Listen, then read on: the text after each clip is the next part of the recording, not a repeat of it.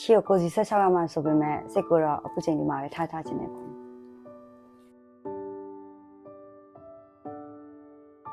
တကယ်ချင်းနေတွေ့ချင်းတဲ့အချိန်ကျရင်ဒါမှမဟုတ်ရင်ခိုးဘဲကိုလာတဲ့ခါကျရင်အချိန်မျိုးဖုံးဆက်ပြီးတော့အကုန်လုံးတူပြန်ဆောင်ကျင်သေးတယ်ပေါ့အကုန်လုံးလည်းချမ်းမိုင်ဟျူဆိုင်ပါလို့အကုန်လုံးလုံးတင်တဲ့ဟာကိုပဲဦးစားပေးပြီးလုံးတင်တယ်လို့ငါတို့တော်ထင်တယ်။ဒါမှအခုလက်တိတော့အိမ်မက်တော့ရှာမတွေ့သေးဘူး။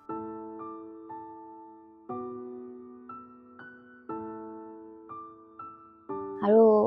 လေးစိတ်ကထွက်ပြီးတော့ဆီယမလာကျူရလေဆီယမလာကျူပြီးတော့ငါတို့ယထာစီပြီးတော့ကြောက်ရောက်လာကြောက်ရောက်တော့ငါတို့ထမုတ်ကျွေးတာပတ်စံတောင်းတာအဲ့ဒါရအမှတ်တရပဲလောမထင်တာကြောက်လာဒီစိတ်ရောက်တော့အိတ်ကိုအနမ်းခံတဲ့ခွေးလေးကိုအဲ့ခွေးမှမသိပဲနဲ့အိမ်မွေးခွေးလေးမှပြီးချစ်စရာလေးဆိုပြီးသွားကိုင်းတာအိတ်အဖွင့်ခံလိုက်ရတယ်အိတ်ကရှားမတွေ့တော့လုံးဝလက်ကလေးထိုးတဲ့နေရာမှာအဲ့ချိန်မှာကွာရွှေကြီးကလည်းမျိုးလုံးလေးကလေးနဲ့လက်ကလေးလိုက်ရှာနေကွာလက်ခေပြောက်ပြီးတော့တွေးမိရတယ်ကွာပါလဲဆိုကန်ဆိုးလာရတာပေါ့နော်စရောက်တဲ့နေပါတယ်အဲ့လိုဖြစ်တော့အဲ့ဥစားငါရဲ့အဲ့နောက်တဲ့ရွှေဘူရဲ့နှစ်ယောက်စောင့်ပေးတာကွာစောင့်ပေးနေပြီးအဲ့ချိန်မှာကွာဘာလို့လို့ဘာကာယမှမသိတဲ့အချိန်မှာဒီကတကယ်တော့ရွှေဘူကတော့ပါတယ်အဲ့မှာနေက तू ကပြောရဲဆိုရဲရှိပြီးတခြားလိုက်လုပ်ပြီးရကွာအဲ့တော့မှလည်း तू ကလည်းငါတို့ထဲမှာ for sure ပြောနိုင်တယ်သူကောင်မဲရှိတော့တေချာကူညီပေးခဲ့တယ်ပေါ့ငါတို့ကအဲ့တော့မတက်ဘူးပေါ့ကွာတက်တဲ့လူလည်းရှိတယ်ဒါပေမဲ့မပြောတဲ့လူလည်းရှိတယ်ပေါ့အဲ့ဒါတော့အမှတ်တရဖြစ်ခဲ့တယ်ပေါ့အဲ့ဒီခုကတော့ကင်မရာဒီလေကားတက်နေတဲ့အချိန်မှာဒီမိန်းကလေးရဲ့စကောက်မှာကင်မရာကြီးဖုန်းထားရိုက်တဲ့ဟာကြီးကိုကြည့်ပြီးတော့အကုန်လုံးနဲ့ခရီးရဲ့အချိန်ကြီးကွာအဲ့ပြီးတော့ကွာအခါခါကြည့်ခဲ့ဒီ Google Map ကဝဲကြောင်းကြီးကွာသိရမလားအဲ့ဒါကြီးထက်ကကြည့်ပြီးတကယ်ရောက်သွားတဲ့အချိန်မှာသေးသေးလေးပါလားဆိုပြီးတော့တွေးမိရကွာလို့တကယ်ကိုအမှတ်တရဖြစ်ခဲ့တဲ့နေ့ရပါအဲ့နေ့ရတော့လာခဲ့တယ်အလုပ်ထဲမှာတရုတ်တေးတို့ဘာတို့နောက်အဖိုးအဖွားကြီးကြီးပဲအဲ့ချိန်မှာအဖွဲခွဲပြီးလောက်ရတဲ့အချိန်တယောက်ထဲမှာဆိုရင်နေရကြရပေါ့တော့တယောက်တည်းလှုပ်ခဲ့ရတဲ့အချိန်ကြီးကသူတို့တွေကနည်းနည်းအနိုင်ကျင့်တယ်လို့မျိုးခံစားခဲ့ရဆိုတော့6လလောက်လုပ်ပြီးတော့ဒီလုံးမှာငါတို့တက်လန်းမရှိဘူးပေါ့အချိန်မှာပိတ်နေလူရှိရဲဆိုပြီးတော့စီနီယာရဲ့ pressure ကြီးကြောင့်နေရာမပေးတဲ့စီနီယာရှိရကွာအလုံးမလုပ်ရင်ကိုယ့်အတွက်နေထိုင်မှုစိတ်မရှိတဲ့အတွက်မိဘတွေအတွက်နည်းနည်းစိုးရင်ရတဲ့အထိုင်မှာဖြစ်ရတဲ့အတွက်ကြောင့်မို့လို့ခါလေမိဘတွေကတင်အဆင်မပြေတဲ့အချိန်မှာကိုကအဆင်မပြေတဲ့အချိန်မှာကိုကနေပြီးတော့ကိုမကြိုးစားရင်မိဘတွေပို့ပြီးတော့ဆင်းရဲတယ်ဆိုပြီးတော့စိတ်ခဲမှာထားတဲ့အတွက်ကြောင့်မို့လို့အမြဲတမ်းလို့အချိန်ကြိုးစားပါဂျပန်စားရောက်လာခဲ့တာတယောက်တည်းရောက်လာခဲ့တာဖြစ်တဲ့အတွက်ကြောင့်မလို့ပေါ့နော်ဘာကူမှမကြောက်နဲ့ပေါ့ပုံမှန်ဘာမှကြောက်စရာမလိုဘူးပေါ့အခုတော့ရှိရပေါ့ရင်ဖြစ်လက်တော့မပါနဲ့ပေါ့ပထမဆုံးကြိုတွေ့ရတော့ကွာသိမလားဆောင်းလာကတော့မပေးနိုင်နဲ့ပတ်စံပြဿနာပေါ့ကွာအိမ်ရလည်းပြန်မတောင်းချင်ဘူးကွာသူမြန်မာနိုင်ငံမှာတော့ကြားလာကွာကြောင်းလုပ်ပြီးရင်ကွာသူများတို့နှစ်လုံးသုံးလုံးလုပ်ပြီးပတ်စံအများကြီးအိမ်ပို့တယ်ပါရဲ့အဲ့လိုတွေကြားလာဆိုတော့ကွာအဲ့တော့ဖီးအားဖြစ်လာပေါ့ကိုယ်တိုင်မလို့ဘာဖြစ်မှာမကြိုးစားလို့မရဘူးကြိုးစားဘယ်လိုပြောပြိုင်ပွဲဆိုတာချက်သူများကြီးနဲ့ပြိုင်ပွဲမဟုတ်ဘူးနဲ့ကိုယ့်နဲ့ပြိုင်ပွဲကစ်ကြီးကရွေ့လာတာကွာအဲ့ရွေ့လာတဲ့အရာကြီးတစ်ခုပေါ်မှာကိုအားတို့အကုန်လုံးကတက်စီးနေရအဲ့တက်စီးရဲ့ပုံမှာကိုကအဲ့ဆက်ပြီးတော့မရွေ့ဘူးဆိုရင်ကွာဘယ်သူမှကိုယ်လို့မဟုတ်ပဲနဲ့နိုကီယာလိုမျိုးအဆုံးသက်ဖြစ်သွားမှာနောက်ဆုံးကြောက်ကွာဒီဘာဖြစ်ဆိုပြီးအဲ့ပထမဆုံးမှာတော့စားတော့ဆိုင်တစ်ခုမှလောက်ခဲ့ရပေါ့ကွာတင်မလားအကြောင်းမိတ်ဆက်ပြီးစားတော့ဆိုင်အဲ့မှာလောက်ပြီးအဲ့အလုပ်ကထွက်ပြီးကိုယ့်ဘာကိုစော်ဝဲရနေလိုက်ရှောက်ပြီးအဲ့လိုနဲ့ပဲဖြတ်သန်းပြီးခုချိန်ထိရောက်လာတာပေါ့အလောက်ကစမ်းပိုင်းနေတဲ့အဆင်မပြေဘူးအဲ့ချိန်မှာလိုလုပ်လဲဆိုတော့ကိုယ့်အနေကိုဆုံးဖြတ်တယ်တကယ်ချင်းနေတဲ့အတိုင်းရင်းနေပြီးတော့တကယ်ချင်းနေတဲ့အတိုင်းပြီးတော့သူတို့ဆုံးဖြတ်ပေးတဲ့အတိုင်းပဲလုပ်လိုက်တယ်ရှေ့ကိုသွားနေရဲ့လူယထာကြီးပေါ်မှာကိုကရက်နေလိုက်အီနာရှာသဘောတရားကြီးကိုကြော်လွန်လိုက်တဲ့အတွက်ကိုပဲထိခိုက်မှာကွာပြိုင်နေကွာဘယ်သူနဲ့ပြိုင်တာမလို့ကိုနဲ့ပြိုင်နေဒီနေ့ကိုနဲ့မနေ့ပြန်ငါဒီနေ့ငါထက်ပိုင်းမြတ်ပိုးတက်သွားတယ်အဲ့လိုမျိုးပေါ့နေရာတိုင်းကပြောင်းလဲနေတာဆိုတော့ကိုကအဲ့နေရာကြားထဲမှာအဝင်ခွင်ကြပေါ့ဒါမှမဟုတ်ကိုဖြစ်ချင်တာဖြစ်ရဖို့ရေးဆိုရင်အရင်ဆုံးအဝင်ခွင်ကြဖြစ်ဖို့လိုလို့ထင်တယ် ဝင်ကြဖြစ်ပြီးတော့ကိုကျင်းတဲ့အရာတခုဖောက်ထွက်တာအဲ့အတွက်ပို့ပြီးကြိုးစားဖို့လိုတယ်။ပေါင်းချင်းအရာတွေထက်ကိုကပို့ပြီးတန်မာနေဖို့လိုတယ်အဲ့လိုထင်တယ်ပြောချင်တဲ့အရာတော့ကွာတင်မလားအားလုံးကိုကျေးဇူးတင်တယ်ဆိုတဲ့စကားပြောချင်တယ်ကွာတင်မလားအဲ့ဥစ္စာတွေကတော့ပုံမှန်ဆိုရင်တော့ဒီမပြောပြဘူးကွာတင်မလားတခုကူညီပေးရဆိုရင်တော့မှငယ်ချင်းတယောက်ကငါကျေးဇူးပဲနော်ကျေးဇူးတင်ပါတယ်ဆိုပြီးတိတ်ပြီးသူတို့ကငါတို့ပုံမှန်ကွာတခြားလုံထဲမှာဆိုရင်တော့ကွာတင်မလားစိတ်ထဲကမပါမဲတော့ပြောပြမယ်ကွာသူတို့ကစိတ်ထဲမပါမဲတော့မပြောပြဘူးကွာအဲကြောင့်မလို့အခုအချိန်မှာဒီမှာပဲတင်မလားအကုန်လုံးကျေးဇူးတင်တယ်ဆိုတဲ့စကားတော့တကယ်စိတ်ရင်းနဲ့ကနေပြောချင်တယ်ကွာ အကုန်လုံးကိုယ်တိုင်နဲ့ကိုယ်အဆင်ပြေသွားမှာပါအဆင်ပြေနေဆက်ချောက်ပေါ့ ကျွန်တော်ကတော့ခါနေနေပါဇက်ကတွေ့ရထပ်တာဆိုတော့အကုန်လုံးမှားသည်ဖြစ်စီမှန်သည်ဖြစ်စီထွက်ကနေပါဇက်ကလှုပ်ကနေထွက်တဲ့အကျင့်ရှိတဲ့ထဲကြောင့်မို့အကုန်လုံးကိုခုကနေအကုန်လုံးတောင်းပန်တယ်ပြောမှဆိုမှရှိရင်အဲ့ဒါတော့အဓိကတောင်းပန်ခြင်းတဲ့အချက်ပေါ့ ဟိုနိုင်ရှုံးနိုင်ဆိုတော့အဲ့လိုငါစိတ်ထဲမှာတွက်မနေဘူးကွာငါ view ဆိုင်တဲ့သူတွေငါပြောဒီနေ့သူတွေပြောနေငါတော့အနိုင်ကွာသိလားဒါပေမဲ့အကုန်လုံးကလည်းပြောနေရတယ်ဆိုတော့ဟောသူတို့ကဒီလိုအဆင်ပြေကြပါလားဆိုပြီးတော့ငါစိတ်ကလည်းဒါအမျိုးပေါ့လိုက်တွေးပြီးရဲ့ခံလို့ရှိရကွာတွေးမပြနိုင်တဲ့ခံလို့တွေရှိရပေါ့အဲ့လိုမျိုးပေါ့အဲ့လိုမျိုးခါဆိုရင်တော့ဟာဒီလိုရှိရပဲဆိုပြီးတော့ပဲစိတ်ထဲမှာပဲထားတာပေါ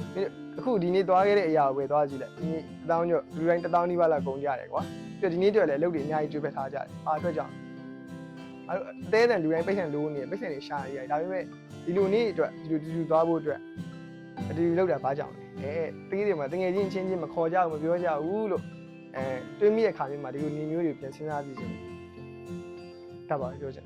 ထားပေါက်ွယ်ခဏတစ်ခါပဲထားပေါက်ွယ်တာဒီစိတ်ထဲမှာလည်းဘာမှမရှိဘူးဒီတော့ဒေါသထွက်တာပညာရတော့ရှိတာပေါ့တခြားပြန်စဉ်းစားကြည့်တော့လူတိုင်းကလည်းကိုယ်စိတ်နဲ့ကိုယ်ကြီးပဲလေတမီတဲ့မွေးတဲ့မိဘနှစ်ယောက်တော့စိတ်ချင်းတူနိုင်တာမဟုတ်လားအားလုံးတို့အတူတူစိတ်ချင်းတူဖို့ကလည်းခက်တယ်ပေါ့အဲ့တော့တရားနဲ့တရားရှော့ပေးပြီးပဲရှော့တင်သွားတာကတော့ဆက်ဆိုင်ပို့ပြီးတင်မြဲမယ်လို့ထင်တာပေါ့ဒီမှာတော့ဘာမှတော့ပြောကြရအောင်မရှိပါဘူးအကုန်လုံးချစ်ပါတယ်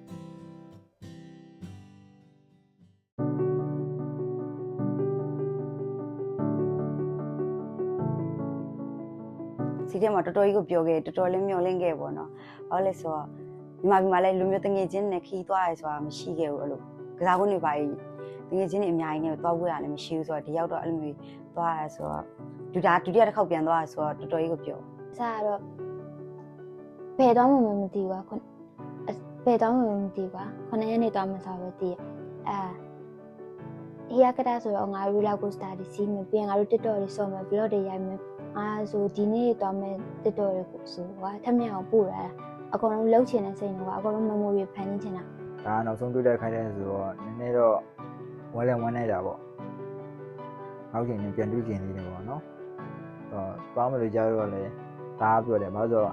့အားရရှိရပထမဆုံးတူတူစသွားခဲ့တဲ့ခီးနည်းနည်းဝေးလို့ပြောမယ်ဆိုရင်ဒီဟီယာကတော့ပထမဆုံးသွားခဲ့တာပေါ့ဒါဒုတိယချိန်မှာသွားခြင်းဆိုတော့အရှင်အကြောင်းလည်းပြန်ပြီးတော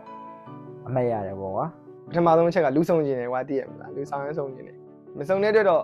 စိတ်ထဲမှာကောင်းမှသိရမှာမင်းတို့ရှေ့ရောက်စကားပြောရရင်ကွာမင်းတို့စကားပြောရတယောက်နဲ့တယောက်ကစကားပြောတဲ့ပုံစံလေးရှိရကွာကိုမျိုးကိုဆိုဒီစားပုံကြီးရှိတာမျိုးလို့ကွာသိရမလားသုံးဆိုရင် plain စိတ်ကောက်တာမျိုးကွာတိမ့်ဆိုရင်ကွာသိရမလားလုံးဝကွာသိရမလားအဲ့လိုမျိုးခံကြီးဖြစ်နေတာမျိုးကွာရွှေကြီးဆိုလိုင်းကြနေတာမျိုးကျော်ကြီးဆိုရင်ကွာသိရမလားစောနဲ့ဖုံးပြောရင်ကျန်တော့နေရတာမျိုးကွာကောင်းကြီးဆိုရင်လည်းအခုဆိုရင်အရှုံးထဖောက်ပြီးတော့ဒီကောင်ဆိုကွာသိရမလားစကားနိုင်မရမကသိရမလားကြီးကောင်ကြီးမှလိုက်လိရမျိုးကြီးကွာသိရမလားအဲ့နေရရလွတ်နေရောတမျိုးကြီးကွာသိလားအမှန်တိုင်းပြောတကယ်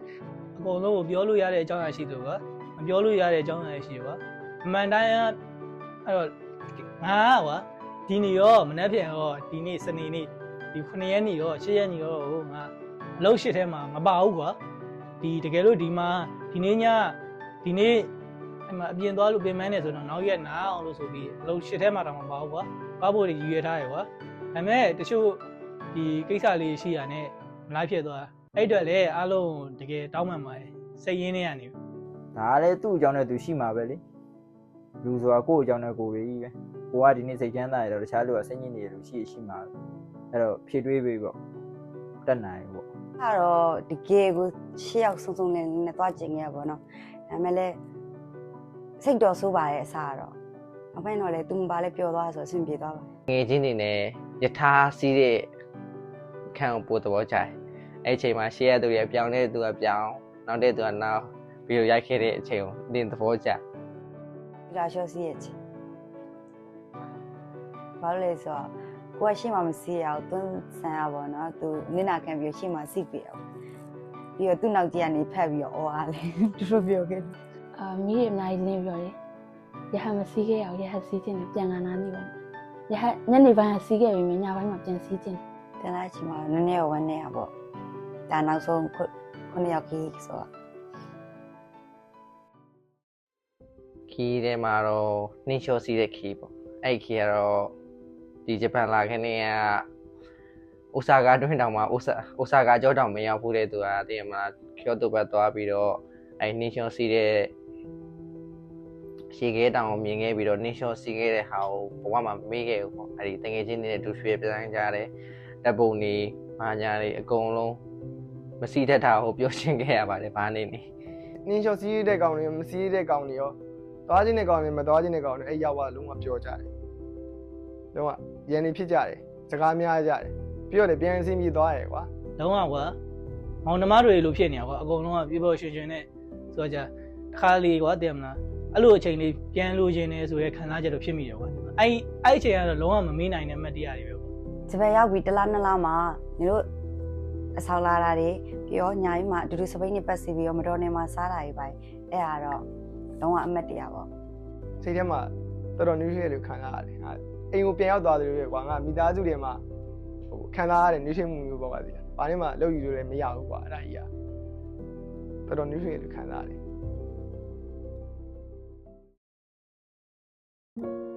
မွေးရနေအခုတည်းအဖေနဲ့မိတွေဘာမှမကောင်းတာလည်းမလုပ်သလိုကောင်းတာလည်းဘာမှမလုပ်ပေးခဲ့ဘူးပေါ့အဖေနဲ့မိတွေလည်းဖြည့်ဆည်းပေးခြင်းတယ်ဒါပေမဲ့လည်းဒီဘက်မှာလည်းကိုခက်ခဲလေးကိုရှိတယ်ကိုပတ်စံခက်ခဲလေးရှိတယ်ရှားခက်ခဲလေးရှိတော့အဖေနဲ့မိတွေအကောင်းဆုံးထားပေးခြင်းတယ်ကွာဒါ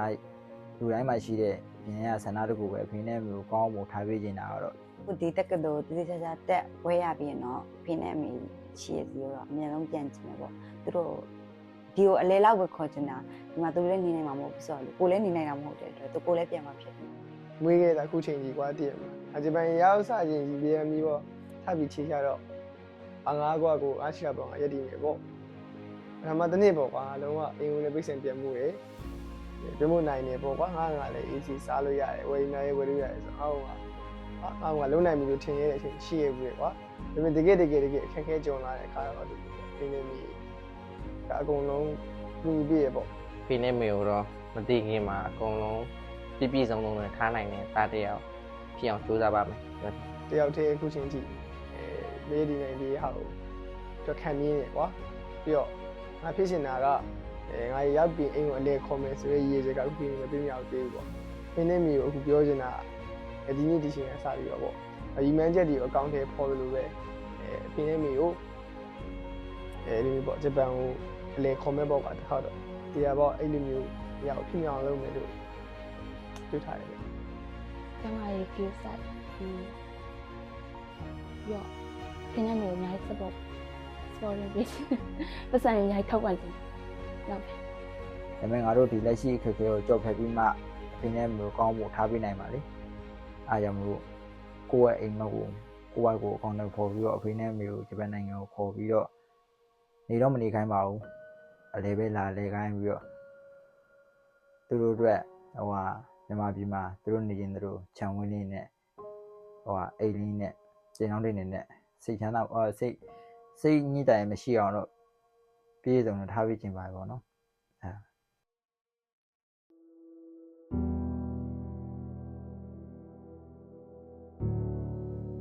တယောက်တည်းဆိုရင်ဒီနိုင်ငံအပေါ်တိတ်ဆိတ်ပဲ ဂျပန်အဲ့လိုမခံစားရအောင်ဒါပေမဲ့အိမ်ဆိုတာဘာလဲဆိုတာကိုသိမိတယ် ဂျပန်ဆိုတော့ချင်းလာတော့ငါတို့အားလုံးကအကုန်လုံးကတော့သစိမ်းနေကြီးပဲပေါ့နော်အခုကတော့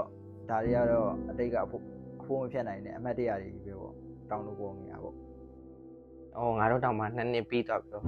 ခွဲရတော့မှာပါလားဆိုအဲ့ခံစားချက်ခဲ့နည်းဝမ်းနေမိခဲ့ ရှေ့ကိုစီ16ရောက်မှဆိုပေမဲ့စိတ်ကိုတော့အခုချိန်ဒီမှာပဲထားခြင်းနေပေါ့ တွေးတာတော့တွေးခြင်းတယ်အိုဆာကလာတိုင်းတငယ်ချင်းတွေစီနဲ့အကုန်လုံးတွေးခြင်းတယ်ဒါပေမဲ့တငယ်ချင်းတွေကအချိန်မပေးတာရပါညာရဖြစ်ခဲ့အဲ့အချိန်ကျတော့ဝမ်းနေရမှာပေါ့အဲ့အကြောင်းမို့လို့တငယ်ချင်းတွေတွေးခြင်းတဲ့အချိန်ကျရင်ဒါမှမဟုတ်ရင်ခိုးဘဲကိုလာတဲ့ခါကျရင်အချိန်မျိုးဖုံးဆက်ပြီးတော့အကုန်လုံးတူပြန်ဆောင်ကျင်သေးတယ်ပေါ့အကုန်လုံးလည်းချမ်းမိုင်း Q site ပါလို့အကုန်လုံးကိုကြီးမှန်းထားတဲ့ကြီးမှန်းချက်တွေကိုလည်းမပြောက်ပါဘူးအဲ့ဒါပြောစ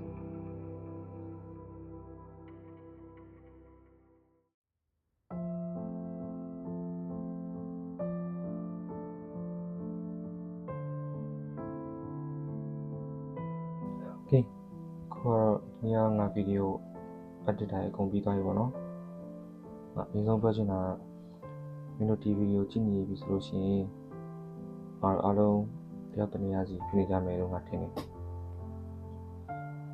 တော့ဒီ project ကိုစလုပ်မယ်လို့ငါ dream ရဲ့နေ့ကိုပြန်သွားကြည့်လို့ရှိရင်ဒီအရေးပြီးသွားတဲ့အချိန်မှာဒီလောက်ထိခံစားနေရမယ်လို့ငါကငါ့ကိုထင်ခဲ့မှာမဟုတ်ဒီအတွက်လုပ်ခဲ့တော့လည်းငါစိတ်ရောလူရောနှစ်ပြီးတော့ငါလုပ်ခဲ့တာဒါပေမဲ့ခါသေးကြရင်လည်းပြောရမယ်ဒီဗီဒီယိုကိုလုံးနေတွေးမိရပေါ့ဒီအရေးပြီးသွားတဲ့အချိန်မှာစိတ်ပိုင်းဆိုင်ရာရစိတ်ခံစားချက်ပိုင်းဆိုင်ရာရစဉ်းသိဖြစ်နေပါမှာဒီဗီဒီယိုအတက်လုံးနေချိန်မှာလည်းငါတွေးမိခါလေးကြရင်လည်းမလုပ်ချင်တော့ဘူးဆိုတော့ငါလက်လျှော့ခြင်းတဲ့အချိန်လေးရှိတယ်။ဒါဆိုတော့ဒီဗီဒီယိုကိုပြန်ကြည့်တိုင်းမှာမင်းတို့ရဲ့အတန်တွေမင်းတို့ရဲ့ခံစားချက်တွေ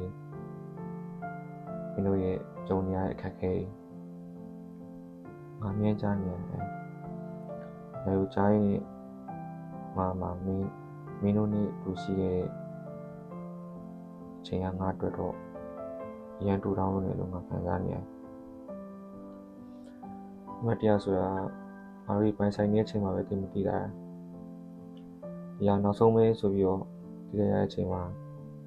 ကိုဖြည့်သိမ်းရမယ့်စကလုံးကရမ်းရှာခတ်တာ။ငါဒီဗီဒီယိုဘာလို့လုပ်လဲဆိုတော့အားလုံးရဲ့အောင်ရှေ့ရောက်ရဲ့ပြန်မရနိုင်တဲ့ခိုက်တန်းနေအမှတ်တရတွေငါသိမ်းထားကြတော့မင်းတို့ဒီတနေ့နေ့မှာဒီမှန်ချက်တွေဥတီချက်တွေရောက်နေရလို့ခံစားနေရရင်ဒါမှမဟုတ်ကိုကဘသူတူတယောက်ကိုမှအကျိုးမပြုခဲ့ဘူးအကျိုးမပြုနေဘူးလို့ခံစားနေရရင်ဒီဗီဒီယိုငါလာကြည့်နေတယ်